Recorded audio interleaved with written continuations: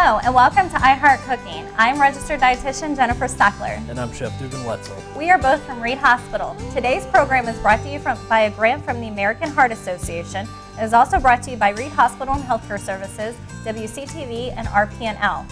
Our live audience joining us today is from the Reed Heart Services. Today we're going to be cooking with quinoa.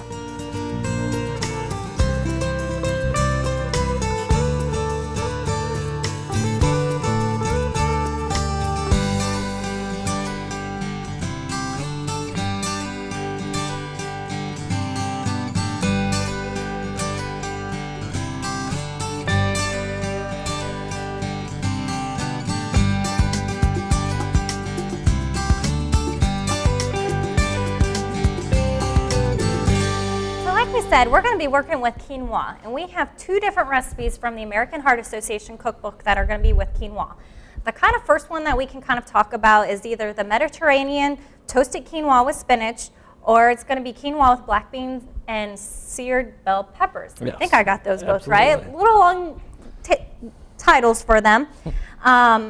But we're going to be working with quinoa, and the very first thing for both of these recipes with quinoa is actually cooking it, because it does take a little bit of time, and Dugan can kind of explain why we have to cook it for so long. Absolutely. Actually, the first thing that you're going to do when you get your quinoa is kind of dry roast it. You're going to put it in a skillet pan here, just like you have at home. Really simple. Just put it in the pan. Don't need to add water or oil or anything. Put it on medium heat and kind of toast it off. It'll kind of take all that liquid out of the quinoa, if there's any in there, and you'll see it in the pan and it'll slowly absorb. It kind of helps give it a flavor as well, kind of a toasted flavor, but you don't need to worry because it's actually not going to brown. It'll stay white like the normal quinoa that you see in the store will. So actually we've went ahead and done that step already, and we're ready to go with our recipe on this one. So sometimes, like Dugan says, you have to sear that and get the moisture off, and that usually takes anywhere from, some recipes could be as low as 10 to 12 minutes all the way to about 20 minutes. So it does take a little bit of time of doing that process. He also talked about the quinoa can be in the color of white. Well, you can also see it in like a purplish reddish color and also black. They all have the same nutrition aspect to them. Quinoa is actually it's called an ancient grain. It's something that way back when the Aztecs used to use it, and the nice thing about quinoa, it has all 7 essential amino acids, meaning it's a complete protein. So it can actually take the place of any kind of animal meats because it has the same protein complexes as they do, so all those amino acids. So that's something that you can't find that in any other grain. So this is something that's very unique and very nutritious. Absolutely, yeah. Another thing real quick about quinoa is it's very similar to rice as far as how much liquid you're going to use to cook the quinoa. It's going to be a 2-to-1 ratio, just the same as rice. So you have 1 cup of rice, or quinoa in this instance, you're going to have 2 cups of liquid. Now for our next one that Jennifer's stirring over here, we're actually using a vegetable broth. It kind of helps give it flavor, so you're not just using, water has not a whole lot of flavor, but if you're creative, you can use chicken broths or beef broths, whatever you're wanting for the recipe. You're going to use it in your liquid. So. And what he was kind of talking about with this recipe and that recipe, we have them spaced out where this one's the quinoa with the black beans and the bell peppers. This is going to be the Mediterranean quinoa. So the Mediterranean one's the one that's going to have that chicken broth in that. And that's something that the chicken broth, you do want to make sure it's a lower sodium chicken broth, because something about commercially prepared, prepackaged broths, they tend to be very high in sodium. If you're thinking heart health, we want to kind of reduce the amount of sodium in our diets, and one way of that is going to do in a low-fat chicken broth. Or you can make your own chicken broth, which they do have a recipe in the American Heart Association cookbook that you can make your own and actually eliminate the sodium altogether. So you're not adding any sodium to that. And that's something with these recipes, you'll see we do not add any salt. We omit the salt to make it more heart-friendly. So the recipe we're going to actually really start with and complete right now is going to be your quinoa with black bean and seared bell peppers. So we've went ahead and already toasted off our quinoa, and we went ahead and boiled it as well. We use just regular water in this because we're going to add a bunch of herbs and spices and flavorings to it. So it's not always imperative to use a flavored liquid because of all the other ingredients that you're adding. So for this one, we just use water. So that's already taken care of. We're going to put it on a low heat, our quinoa here, and we're going to warm up our beans and our corn. And that's something, we do have black beans here. They do make a low sodium or no salt added black beans. A lot of times what I do with any canned products, like if you would have canned corn, canned beans, is I rinse them with water and a strainer, because that's going to help eliminate some of that sodium that's in that product. As for corn, you can get frozen, which is perfectly fine, or you can use fresh at the same time. But don't be afraid of canned products. They just have the nutrition value. They have the extra sodium because of the keeping it and preserving it, but just rinse it and that'll help us get some of that out. Okay, so while we're letting that heat up, we're going to come over here, and we've got peppers, onions, and garlic. And like Jennifer said, we're using seared bell peppers. What we're going to do to sear them, we've got our skillet here. Add just a little bit of oil, just a small amount, not very much. Maybe a tablespoon. Kind of wait for the heat to get up to medium high. And then once that's ready, we're going to start adding our ingredients to the pan to kind of sear it off, get all the moisture out of it, kind of give it a brown color, almost like a caramelized flavor to add to our quinoa mixture. Which will add some flavor. And he did use the olive oil here, and that's something you can use regular olive oil, extra virgin. There's a bunch of different types. One nice thing about olive oils, it has some of the good fats in there. So we're talking about the mono and polyunsaturated fats. Those are the fats we want more of, unlike that saturated and trans fats, which we want to kind of limit or avoid in our diets. And again, all heart related there for you. Absolutely.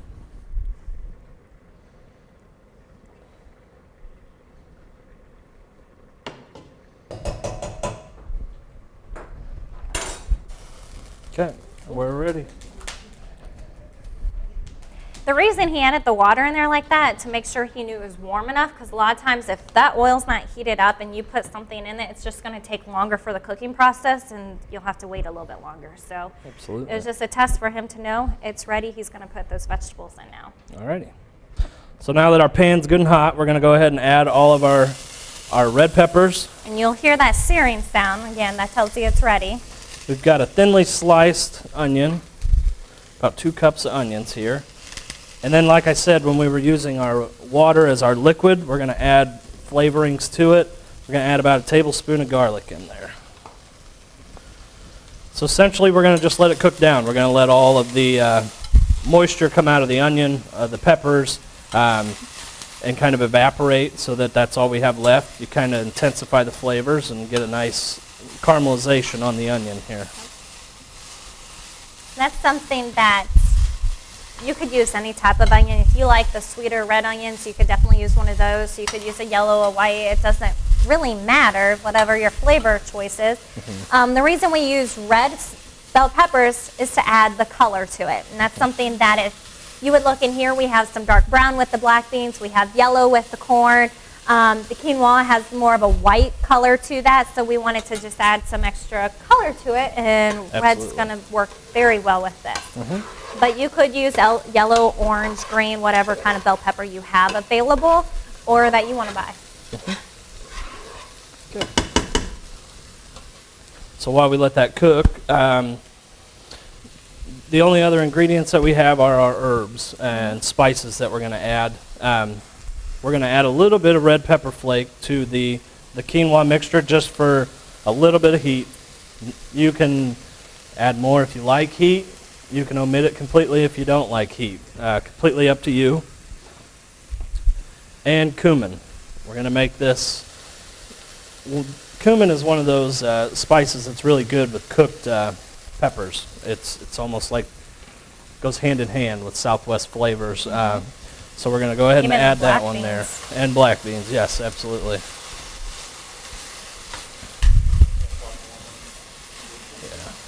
That's something that if you don't even like the onions or the peppers, you don't even have to add those, because that mixture right there that he has with the quinoa, the black beans, the corn, and the spices would be great by itself too. So we're just adding these extra vegetables that are going to be, again, a great substitute or something to add to it. It's also a non-starchy vegetable, these two, so you're not adding very many carbs because that's something that the quinoa itself will have carbohydrates in it. So if you're looking at diabetes or having to count carbs, you're going to have most of your carbs in your quinoa, but also the black beans and corn. Okay. So we're starting to get a little bit of a brownish color to it. You can start to see that the onions are becoming translucent, so we're getting there. So we'll just kind of wait and let that finish off, and then once it's completed its cooking process, we're just going to add it to our quinoa mixture and be done with that one.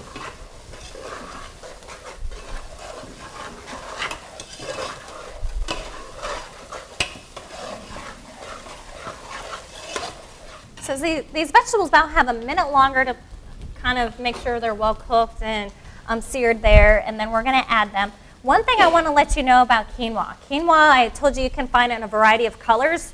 They also have quinoa available in little boxes, but it's going to be paired with rice at the same time. Those boxes are going to have extra seasoning packets to it, and I'm going to tell you right now, those seasoning packets are going to be full of sodium. So a lot of times I tell some people just to kind of get rid of that seasoning packet and add your own herbs to that. And then you'd have a mixture of the brown rice and quinoa. That's if you can't find the regular quinoa, which sometimes does happen when you go to grocery stores. It's becoming more available, but sometimes you might not just see quinoa itself. Alrighty, so our onions and our peppers are done. Finally finished cooking here. So all we're going to do is take them off the skillet, put them right into the pan with our quinoa and black beans and corn. Okay. Turn off our stovetop here. Kind of mix everything together to incorporate it.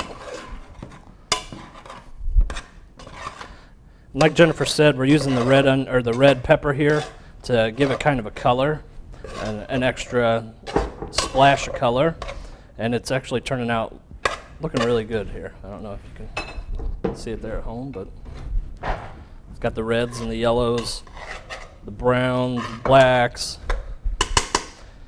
Now that we're completed, we're going to top it off with just a little bit of pine nuts to give it that texture, because a lot of the stuff here has been cooked, so it's soft. So adding the pine nuts to it will give you kind of that crunch if you're a texture eater.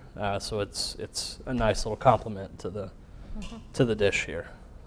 And that's something that when looking at this meal, remember that quinoa I said before is a complete protein, so you have your protein source there. We have your black beans, which is going to give you actually some protein as well and some starch there.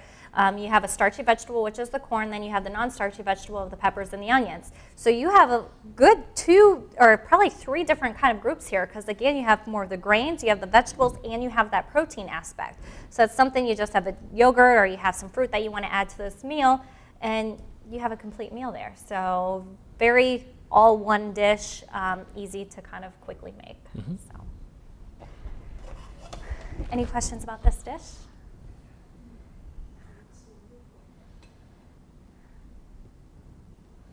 We'll try that here after we're done making this one.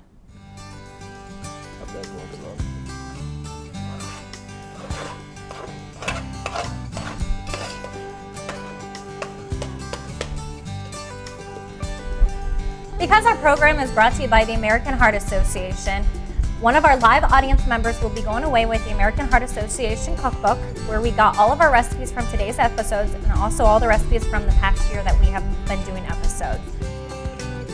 Okay, the next dish we're going to move on to is going to be the Mediterranean toasted quinoa with spinach. Just something we're kind of moving different part of the country with this kind of. So with this, we have spinach, we have feta, we have lemon, we have olive oil and quinoa in this. So it's a quick dish, and again, we already did a lot of the cooking of the quinoa. For this quinoa, you would cook it, like I said at the beginning of the program, or we both said, is that chicken broth. And you want to choose a low sodium or no salt added chicken broth. And we already have that process mostly done. It would take about 15 to 20 minutes for this recipe for it to cook through and for all that liquid to absorb in that. Right. While we were cooking the other recipe, you saw the pot over here was steaming. That was our quinoa getting ready for this recipe. So we are ready to add the rest of our ingredients to it. And that's what's nice about this one, is it's a real simple recipe. Once the quinoa's cooked, you kind of just add all your ingredients, blend them together, and it's ready to serve. So that's quick, it's easy, it's fast, and that's well, we like great for home. Yeah, busy lives that we tend to leave. That's great. That's something that's quick and takes under an hour for it to complete. Alrighty, so actually, like Jennifer said, we're going to add our spinach, feta cheese, a little bit of pepper, got some olive oil, lemon juice, and zest from a lemon. Very simple. You don't want to go too hard. You don't want to push down when you're zesting a lemon.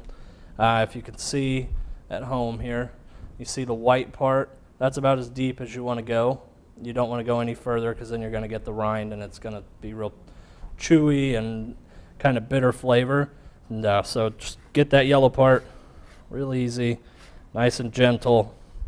Let the zester do the work for you here. And that's something that after you zest this, you could really use the lemon juice from the lemon to make sure you use it all in one. Absolutely. That way you're not wasting anything. So that's something that you could do at home. Okay, so now what we're going to do is kind of let our spinach cook down and wilt, let our cheese melt into the quinoa, let the flavors blend. So while we're doing that, we got one more thing that we have to do, and that's just to cut up an onion, kind of dice it, slice it up actually, to serve on top of it all. And that's something that would be a raw onion on top. So again, you got to choose an onion that you kind of like the flavor of, because it's going to probably have that strong bite to it. Right, absolutely. Okay, put that right there.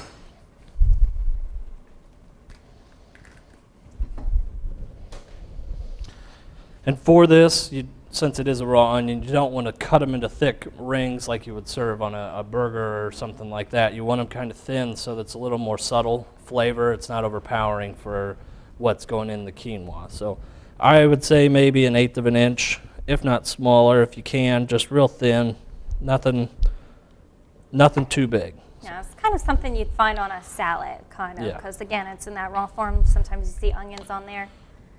Yeah, if you could see there at home, that's about how thin you'll want it right there. And for many of you who don't like that strong onion flavor, you could use green onions as well, just because it gives you the flavor of the onion, but it doesn't have that strong bite to it. Okay. So now we're ready. Once we get the onion apart here, we're just going to add it on top since our spinach is almost completely wilted there. Yeah. And we'll kind of stir it to incorporate it, and it'll be ready to serve.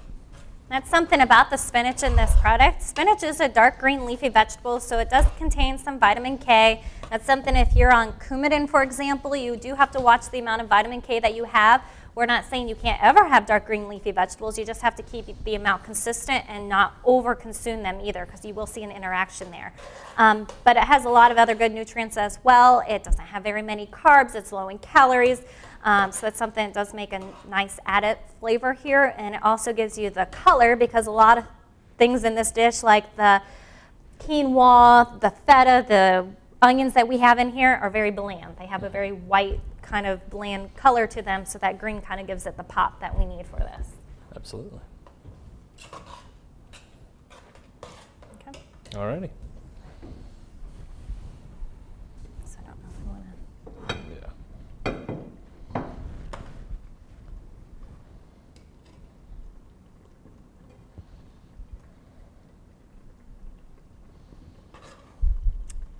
This recipe does serve 4 for this again, so it does make 2 nice good meals for somebody. It does have those non-starchy vegetables that has the quinoa as a grain. Then since the quinoa is a complete protein, you're looking at all 3 of those different food groups there, just like the previous recipe that we completed.